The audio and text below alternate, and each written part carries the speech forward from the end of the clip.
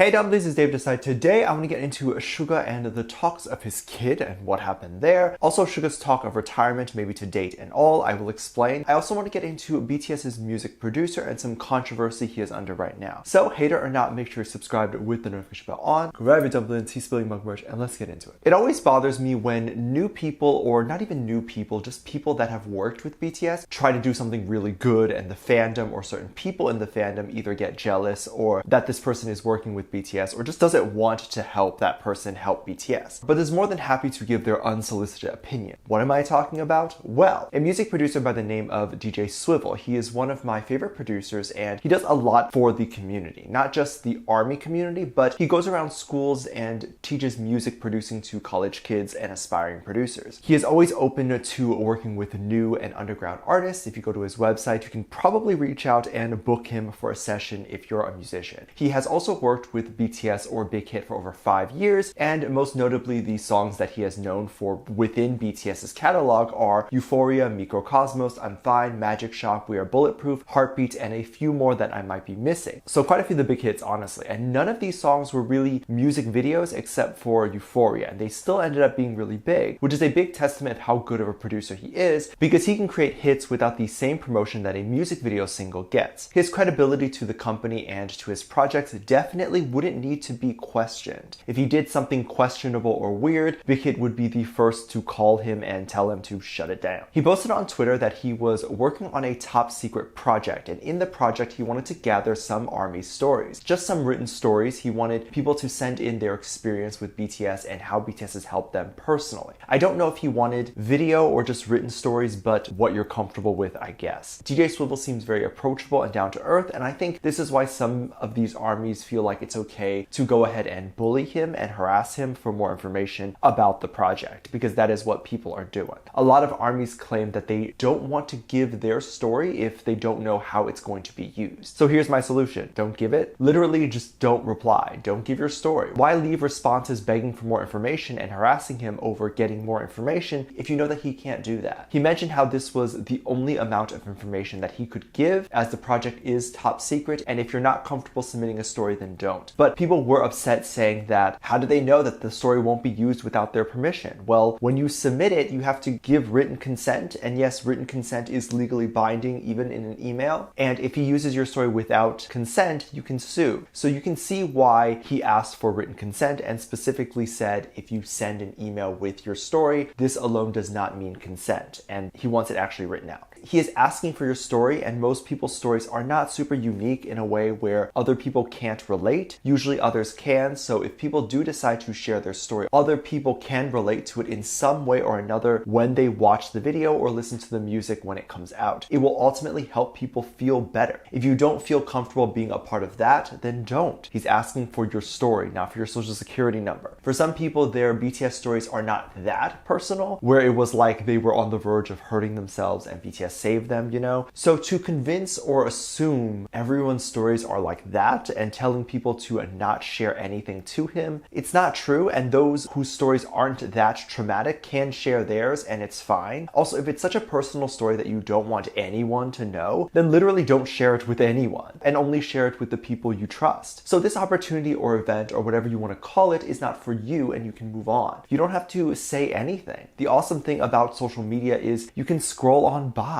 Why be so triggered when someone is just asking for stories? He's not forcing you. He's not saying only people with personal traumatic stories need to share. It's your choice. If someone's asking you to give personal information, you can say no and walk away. You don't have to sit there and leave long paragraphs asking them why. Waste of your time and theirs. Swivel can't give you more information. These projects are top secret to avoid plagiarism, and usually because there are a lot of people involved and maybe even legal issues, as with a big company this can happen. Swivel mentioned he was talking with Hybe. They likely want to bring this project to a bigger scale, otherwise he just released it himself independently. Companies oftentimes need to have a vision of the project and proof of concept before they agree to it. If someone goes to a label and says, this is what I'm thinking, the CEO needs to hear or see some sort of sample of it first before giving money or having their team help produce it. And if Swivel has nothing to show, the project doesn't move forward. So DJ Swivel can't just go to Hybe's meeting without something to share. Other people wanted him to apologize for using ARMY in this way, and they don't even know what this project is about. I feel like a lot of these fake ARMYs do love BTS, but only love BTS because of selfish reasons. Like because loving BTS makes them feel special, which it does for everyone, but it's the reason why these people gatekeep the boys. Calling out DJ Swivel and saying he is not allowed to work on this project is literally gatekeeping BTS from doing projects or other people trying to. Giving a literal essay explaining how you won't give your story, he's not reading that, just don't give it. However, plenty of people are willing to share because they see the big picture. This bothers me because I get literal 5-page essays sent to me explaining how I'm an awful person, but they didn't bother to watch one video. But again, wrote a 5-page essay claiming I'm homophobic or racist. Literally any of my videos would tell you that's false within the first 2 minutes. And when I ask them to quote literally when I said those awful things, they claim I deleted the video. I upload every day. You'd see a video missing in my catalog if I deleted it. This to me is the same type of gatekeeping I see on Swivel's tweet, not allowing anyone to talk or associate themselves with BTS even after actually proving that they're a fan. A lot of people have been driven away from the fandom by some of these people. So many of them claim that they used to stan, but now they find it hard to, and I totally understand that. However, when you see so many cute moments of BTS and also realize that while there are some bad apples in the bunch, the majority of ARMY are really cool and really awesome. I was seeing a cute moment where BTS was in the car, specifically Jimin and Suga, and they were talking about their life. This was in season 1 of In the Soop, which you can watch with me on my Patreon, link below, and the boys were driving to the vacation home. This is their reality TV show where they show themselves on vacation and kind of give us a more candid look into their day-to-day. Jimin talked about a weird dream that he had of his mother and him not remembering much of it. Suga told Jimin that next time he wakes up, he should write the dream down in a journal and keep a dream journal. If any of you have one, let me know how it has helped you or whatever. I'm curious as to why people do this. Does it spark ideas? Is it just a therapy thing? Should I be doing it? But Suga mentioned that the problem with doing it is that oftentimes he may look at it in the future and wonder what the heck did he write down? As you can imagine, the majority of my dream journal entries would be gibberish. Jimin continued to talk about how he tried to do that but stopped, and that there is a journal entry that he did ages ago where he dreamt of Suga having a kid. I thought this was cute that they dream about each other and in this relaxing and fun way, like a look into the future. Maybe in their dreams, BTS is living a more normal life, and obviously having a kid and such is okay for them. Suga has talked about dating and having a girlfriend and whatnot before. He mentioned how he would like a partner but thinks that they wouldn't get along well with his music lifestyle. And this is something that can be something I think a lot of people might find it hard to understand, because I get people say all the time, if you really want something, you make time for it, like relationships. But when you're at BTS's level, they don't have time for relationships. They often don't have time to sleep. So they only want or crave a partner during their rare off time, like maybe during strange hours of the night or strange weekends, but getting a relationship that is only on during BTS's convenient time, meaning it's obviously not the partner being like, let's hang out today because I'm free. It has to be when BTS is free. That is not a healthy relationship or a fair relationship to BTS's potential partners, in which case it's just best not to have one right now. Also, people think that since music comes first for them, should they ever date or have a kid, they would need to retire. Maybe some of the members would feel this way,